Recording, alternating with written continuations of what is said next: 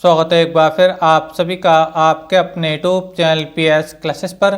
तो दोस्तों आज के इस वीडियो लेक्चर में हम क्लास 12 फिजिक्स के लेसन नंबर 1 जिसका नाम है वैद्युत आवेश तथा क्षेत्र से बोर्ड एग्जाम के पर्पज से एक वेरी मोस्ट इंपॉर्टेंट टॉपिक को पढ़ने जा रहे हैं जिसका नाम है परावैद्युतांक अथवा आपेक्षिक वैद्युशीलता। तो आइए दोस्तों बिना किसी देरी के शुरू करते हैं वीडियो लेक्चर को, समझते हैं पूरी बात को। देखिए दोस्तों आप लोगों को बताते चलूं कि परावैद्युतांक और आपेक्षिक वैद्युशीलता इन दोनों का अर्थ बच्चों एक ही होता है, इन दोनों में कोई अंतर नहीं होता। लेकिन हाँ एक बात है कि परावैद्युतांक को बच्चों हम कैपिटल के से लिखते हैं जबकि आपेक्षिक वैद्युशीलता को बच्चों हम एप्सिलॉन आर से लिखते हैं। समझ में आ रहा है आप लोगों को मेरी बात? ठीक है, अब देखिए इसकी परिभाषा को समझते हैं। परिभाषा क्या देखिए, किसी परावैद्युत माध्यम की वैद्युशीलता, किसी परावैद्युत माध्यम की वैद्युशीलता यानी एप्सिलॉन, ठीक है, तथा निर्वात की वैद्युशीलता एप्सिलॉन नॉट के अनुपात को उस माध्यम का परावैद्युतांक कहते हैं। इसे के से प्रदर्शित करते हैं। समझ में आ रहा है? एक बार फिर से रिपीट करता हूं। देखिए किसी परावैद्युत माध्यम की वैद्युशीलता यानी एप्सिलॉन तथा निर्वात की वैद्युशीलता एप्सिलॉन नॉट के अनुपात को उस माध्यम का परावैद्युतांक कहते हैं। इसे के से प्रदर्शित करते हैं। अर्थात इसका फार्मूला अगर देखें बच्चों तो फार्मूला बनेगा परिभाषा के हिसाब से, देखिए फार्मूला बनेगा epsilon upon epsilon naught is equal to K, जहां एप्सिलॉन क्या बच्चों किसी परावैद्युत पदार्थ की वैद्युशीलता है, जहां बच्चों एप्सिलॉन नॉट निर्वात या वायु की वैद्युशीलता है, और इन दोनों का अनुपात ही क्या कहलाता है बच्चों? माध्यम का परावैद्युतांक या आपेक्षिक वैद्युशीलता कहलाता है। क्लियर है आप लोग को मेरी बात? ठीक है, अब ये फार्मूला कैसे बनाया गया है ये तो मैंने परिभाषा के बेस पे आपको बताया। अभी कैसे ये फार्मूला आता है वो मैं आपको डराइव करके भी दिखाऊंगा। तो चलिए आगे समझते हैं। देखिए दोस्तों जैसा कि हम लोग जानते हैं कि अगर दो स्थिर बिंदु आवेश, ठीक है, एक दूसरे से r दूरी पर रखे हों तो कूलाम के अनुसार उनके बीच जो लगने वाला बल होता है, ठीक है, उसका फार्मूला क्या होता है देखिए समझाता हूँ। देखिए लिखें, वायु या निर्वात में स्थित दो स्थिर बिंदु आवेशों के बीच लगने वाला वैद्युत बल। देखिए अगर मैं एग्जाम्पल के तौर पर बता रहा हूँ, एग्जाम्पल देख केवल, ठीक है, डायग्राम बनाने की आपको आवश्यकता नहीं है, समझाने के लिए बता रहा हूँ। मान लीजिए यहाँ पे आपका Q1 आवेश है और ये मान लीजिए यहाँ पे बच्चों आपका Q2 आवेश है और ये एक दूसरे से बच्चों r दूरी पर रखें निर्वात या वायु में, ठीक है, तो इनके बीच जो लगने वाला बल होता है बच्चों क्या होता है? F इजिकल होता है 1/4 epsilon not Q1 Q2 upon R square होता है। अब A मैंने क्यों लगाया बच्चों? A लगाया एयर के लिए, हमने ऐसा माना है कि जो दोनों बिंदु आवेश हैं ये वायु में रखें। क्लियर है आप लोग मेरे पास? तो यही देखो कूलाम का नियम है, ठीक है, क्या होता है? 1/4 epsilon not Q1 Q2 upon R square होता है, ठीक है। इसको बच्चों हमने इक्वेशन नंबर फर्स्ट मान लिया, ठीक है। अच्छा अब बच्चों हम ये माने कि ये जो दोनों बिंदु आवेश है किसी परावैद्युत पदार्थ में रखे हों, जैसे कांच है, मोम है, अभ्रक है, ठीक है, अगर उनके अंदर रखे हों तो क्या कंडीशन बनेगी देखिए वो मैं आपको समझाता हूँ। लिखा देखिए, के परावैद्युतांक वाले माध्यम में दो स्थिर बिंदु आवेशों के बीच लगने वाला वैद्युत बल, यानी अभी जो हमने माना था इन दोनों बिंदु आवेशों को वायु में माना था, क्या माना था बच्चों? वायु में माना था। क्लियर है आप लोग मेरे? अब हम मान रहे हैं इन दोनों को किसी परावैद्युत पदार्थ में, तो इस कंडीशन में देखिए फोर्स कितना आएगा बच्चों? वो आएगा F इजिकल टू आ जाएगा बच्चों 1/4 एप्सिलॉन नॉट के आ जाएगा। क्या आ जाएगा बच्चों? के आ जाएगा, ठीक है। इसी की परिभाषा को बच्चों हमने पढ़ना था। के क्या बच्चों? माध्यम का परावैद्युतांक है, ठीक है, Q1 Q2 upon R square, ठीक है। देखो फार्मूला बिल्कुल लगभग सेम है, जो ये फार्मूला वही ये फार्मूला है, ठीक है। तो यहाँ पे क्या आ रहा बच्चों? के आ रहा है निर्वात या वायु के लिए, निर्वात या वायु के लिए बच्चों के का जो मान होता है वो 1 होता है।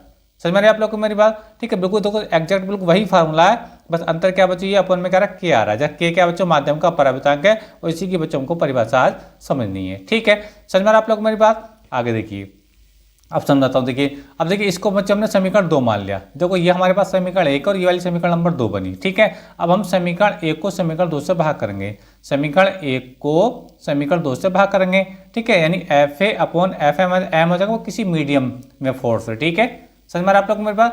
तो जब हम भाग करेंगे तो देखिए क्या कंडीशन बनेगी हमारे पास? देखिए बनेगा FA अपॉन FM, जो तो LHS में आ जाएगा, FA अपॉन FM हो जाएगा, ठीक है। अब देखो 1/4 epsilon not Q1 Q2 upon R square. अब देखिए यही चीज में आ रही है समीकरण 2 में, 1/4 एप्सिलॉन नॉट के आ रहा है इसमें, Q1 Q2 upon R square. देखिए जब भाग करेंगे तो ये पूरा टर्म्स, ये वाला पूरा टर्म्स और ये पूरा टर्म्स आपका कट जाएगा, लेकिन के नहीं कट पाएगा, ये के नहीं कट पाएगा, ठीक है, क्योंकि देखो ये इसकी जो RHS में है और ये जो RHS है बस कितना आसान था, इसमें क्या आ रहा है ना अपन में। क्लियर है आप लोग मेरी बात? तो ये बचाएगा, बाकी सारा ये टर्म्स एक दूसरे से कैंसिल आउट हो जाएगा, तो बचा हुआ के बच्चों यहाँ पर आ जाएगा। क्लियर है आप लोग मेरी बात? ठीक है, तो जो परावैद्युतांक है ना इसकी परिभाषा बच्चों आप यहाँ से भी दे सकते हैं। अभी जो मैंने आपको स्क्रीन पर लिख कर समझाई है, देखो यहाँ से भी इसकी परिभाषा बनती है, ठीक है, जो मैं आपको बता रहा था ऊपर ये पर इसकी परिभाषा है, ठीक है। और आप चाहे तो बच्चों इसकी परिभाषा आप यहाँ से भी इस फार्मूले से बता सकते हैं, ठीक है। यहाँ से परिभाषा क्या बनेगी बच्चों? के की, यानी परावैद्युतांक की परिभाषा क्या बनेगी? यहाँ बनेगी देखिए ये जो F है ना, ये वायु में फोर्स है, दो आवेशों के भी लगने वाला, ठीक है। और ये जो Fm है ये किसी मीडियम यानी परावर्तित पदार्थ में लगने वाला फोर्स है, ठीक है। तो परिभाषा बच्चों यहाँ से ये बनेगी, वायु में दो स्थिर बिंदु आवेशों के भी लगने वाले वैद्युत बल तथा किसी परावर्तित पदार्थ में स्थित दो बिंदु आवेशों के बीच लगने वाले बल के अनुपात को क्या कहते हैं बच्चों, माध्यम का परावर्तनांक कहते हैं, कैसे प्रदर्शित करते हैं। क्लियर है आप लोग मेरी बात। तो देखिए चाहे तो आप जब बेटर परिभाषा देखो यहीं पे ही है, ठीक है।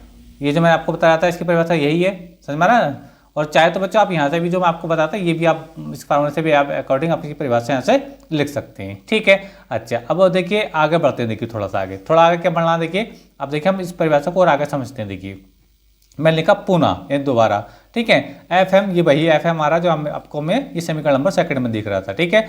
1/4 एप्सिलॉन नॉट, देखो 1/4, ठीक है। अब ये जो एप्सिलॉन नॉट और k है ना, इस एप्सिलॉन k को नहीं लिख रहा हूं मैं, क्या लिख रहा हूं, देखो एप्सिलॉन नॉट k को हमने क्या लिखा, केवल एप्सिलॉन लिखा, क्या लिखा बच्चों, एप्सिलॉन लिखा है, यानी किसी परावर्तित पदार्थ की वायुशीलता, ठीक है।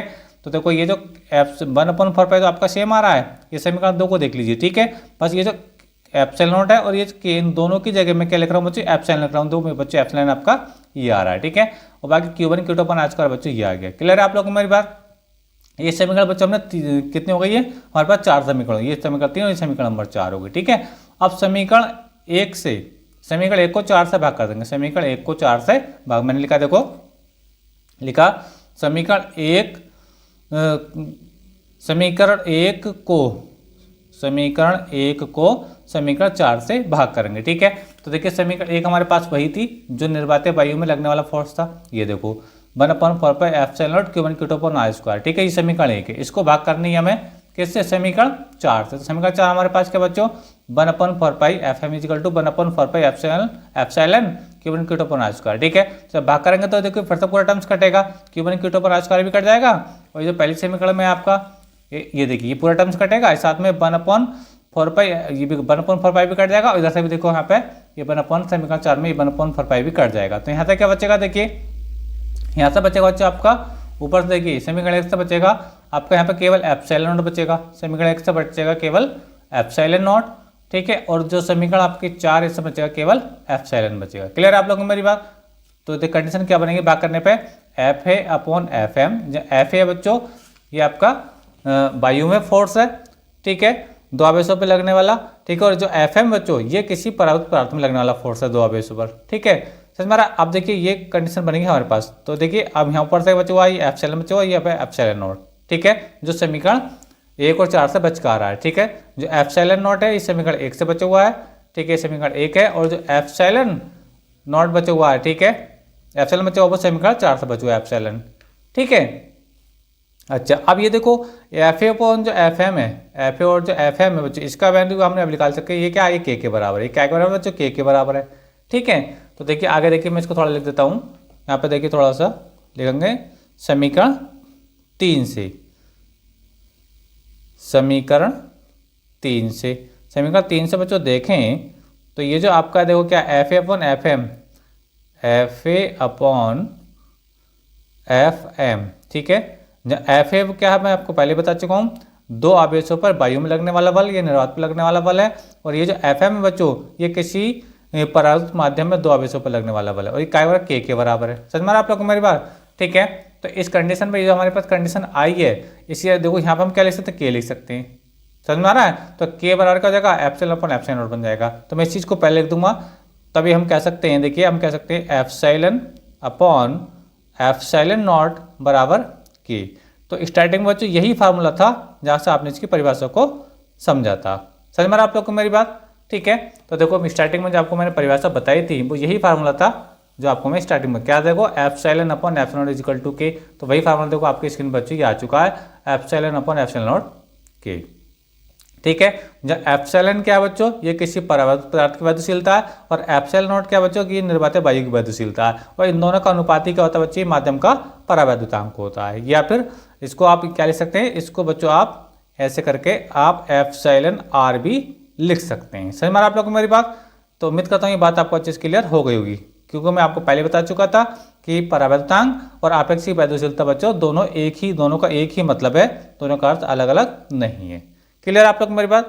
तो उम्मीद करता हूँ ये परिभाषा आपको क्लियर हो गई होगी, फार्मूला भी आपको समझ में आ गया होगा। ठीक है, तो मिलेंगे बच्चों नेक्स्ट वीडियो में किसी नए टॉपिक के साथ। तब तक के लिए धन्यवाद। वीडियो लेक्चर कैसा लगा कमेंट करके जरूर बताइए। चैनल पर नए तो चैनल को सब्सक्राइब कर लीजिए, और इसी प्रकार बच्चों सभी टॉपिक के वीडियो पाने के लिए हमारे चैनल को सब्सक्राइब करने के साथ बेल आइकन यानी घंटी का बटन जरूर दबाएं, ताकि जैसे जैसे हमारी वीडियो आए उनका नोटिफिकेशन आप लोगों को समय से मिलता रहे।